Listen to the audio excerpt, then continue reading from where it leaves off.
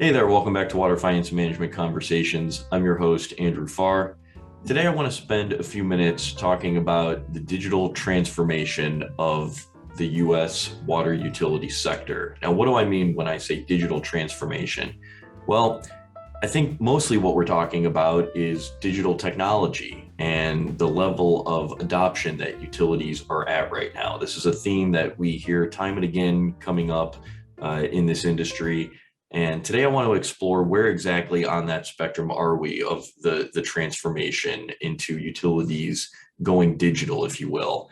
I have a great guest joining me today to talk through some of this. Gregg Herrin, Vice President of Water Infrastructure at Bentley Systems. Gregg, it's a pleasure to have you with us today. Thanks, Andrew. Great to be here. Gregg, this theme of the digital transformation in the water utility sector is something that you and I have talked a little bit about in the past. And I'm wondering what your thoughts are on where we stand currently. Are we still at the beginning of this transformation, or are we seeing utilities that truly are becoming digital to the point where software and new technology tools are essential? Where do we currently stand on all this? Sure. So there's no one answer to that. The reality of it is pretty much every utility that's out there has at least some digital tools that they're using. That may be their GIS, it may be their metering systems, it may be hydraulic models. Everybody's got different parts and pieces that they work with. The reality of it today is a lot of those are still silos. So those individual pieces of information might be used in a single department for a single purpose, in some cases even by a single user, a single person at that utility. So every utility's got kind of a different journey ahead of them with regards to going more digital overall and figuring out how they can leverage those different pieces they have or supplement that with other technologies. So it's still, I'd say we're still on the early sides overall in terms of if you're imagining the same future I do, which is a highly digital integrated utility. We've still got a long way to go for that, but a lot of utilities do have plenty of pieces to begin that with. Okay, I want to talk a little bit about some current events, and I'm thinking of the infrastructure bill, Infrastructure Investment and Jobs Act. So we have some federal money coming into the water infrastructure sector. There's also talk of resilience and pandemic response. Obviously, we're still coming out of the pandemic, so there's some talk about emergency preparation, planning for the future. That's a big theme. And now we also have inflation from an economic standpoint. So I'm wondering what your sort of short-term outlook is for investment in this type of technology. Is there some optimism, or what do you think about that? Yeah, definitely. I think historically, when we look at utilities, we see a market that's relatively conservative when it comes to adopting new technologies in general, or even new physical hardware for that matter, right? And there's a very good reason for that, which is if you make a mistake with a water system or sewer collection system, there are very big real world impacts associated with that. So certainly we understand the sort of more conservative nature on that. Things like infrastructure funding, right, that gets a lot of news anytime you're talking about numbers that are in the billions. Obviously that gets a lot of attention as sort of a one-off event. And there is some reality to that. That funding does provide opportunities for utilities to take advantage of some of this funding and maybe apply it to projects that they wouldn't otherwise have the money for. But the reality of it is there are also thousands of smaller individual events that happen every day that provide an opportunity for utilities to see, well, how could we have prevented this? How could we do this better? What would have made us more aware of this problem, and how do we prioritize it? And really, I think those are the things that we're going to see, regardless of how the funding flows any given year. Those are really going to be those things that are driving the needs of the utility and driving their decisions, again, on a much more a much more localized basis than just big funding that's available at high levels.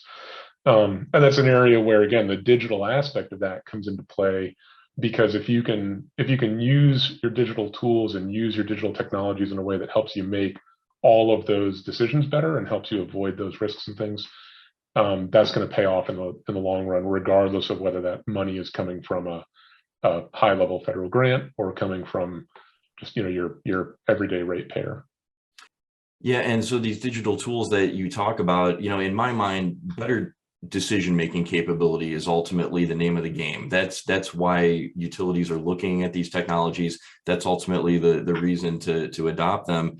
And I wonder, when a company like Bentley talks to its users or its utility clients, what are some of the conversations like as far as the operational challenges? What areas of the system are they looking to address? And obviously, there's a broad spectrum here. We have pipelines and treatment plants, and so there's a number of areas we can touch on. But is there anything that comes to mind, any particular challenges that come up time and again that they're looking to really try and address? Yeah, and ultimately the common themes always come back to the very core nature of what these utilities are doing in the first place, right? And so it's always centered around things like safety and compliance and reliability and resilience and sustainability and so on. Those are always the things, because ultimately, right, that's why somebody is at the utility in the first place, is to make sure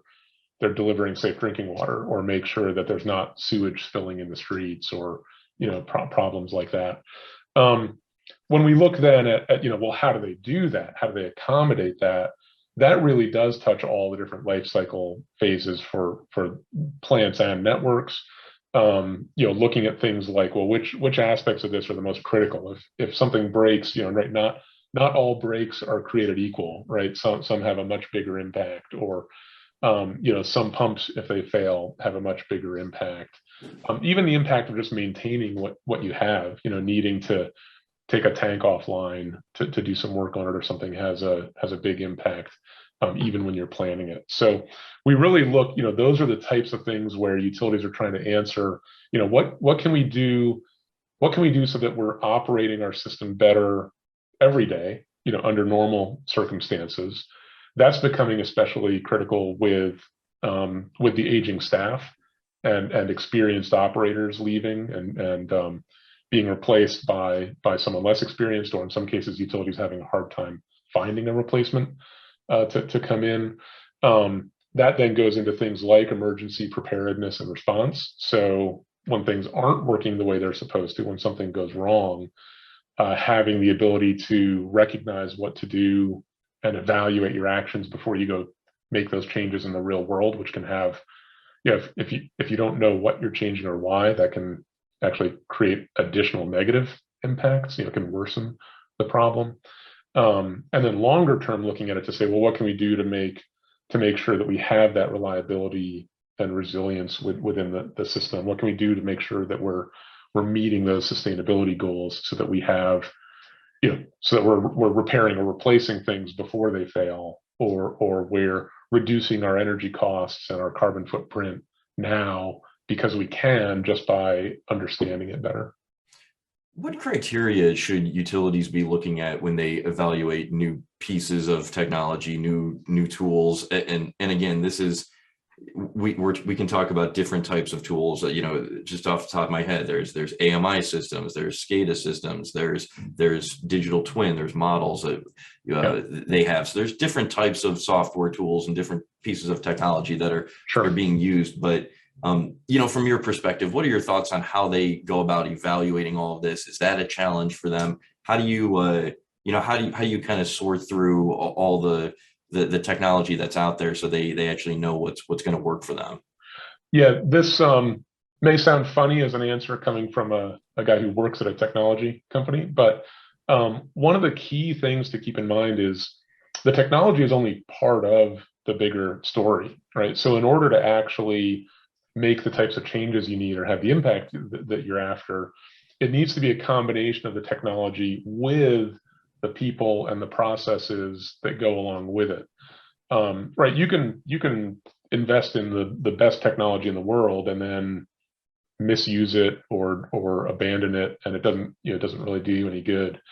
And obviously for us, when our users get our software, we're not really happy until they are successfully using it and applying it and telling us about all the problems they're solving with it. So that's one of the big things to keep in mind, is this isn't just like an IT purchasing decision. This is something where the utility across all departments really needs to understand what they're working with and how to use those parts together. The other thing that I'd say goes hand in hand with that then is making sure that you're looking at real outcomes. So again, right, you'll hear stuff about digital twins, or you'll hear stuff about automated systems or whatever. Well, that's just a thing, right? What you really need to be looking at is, well, what are sort of the near-term improvements or the long-term use cases that we're after? Is it, are we trying to figure out how to operate our system better? Are we trying to figure out how to respond better to emergencies? Are we trying to reduce our carbon footprint? If you go in with those outcomes in mind, it will really help you identify which pieces of technology can help you with that, and which pieces of technology might end up just being, another silo or a sort of, short-term dead end on those types of things.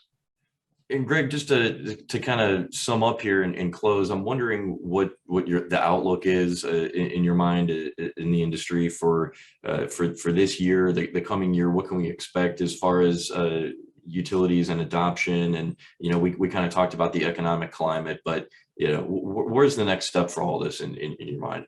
I think in very broad terms, I think we're going to keep seeing a lot of progress made very quickly in these areas.